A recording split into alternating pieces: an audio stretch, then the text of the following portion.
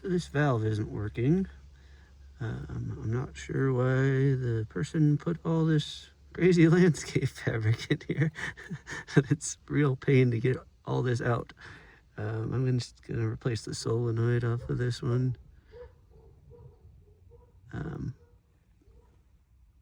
But yeah, we'll see how it goes. I'm gonna keep cutting this with some scissors. All right, looking much better. Got all this out of there. All right, I unscrewed the 6 screws that went around this after I shut off the water. Stuck a little Tupperware thing over the exposed part of the mechanism and diaphragm that I will be replacing. And that's probably the good reason why this isn't working. Look at all that debris in there. Hopefully I can get all of it out.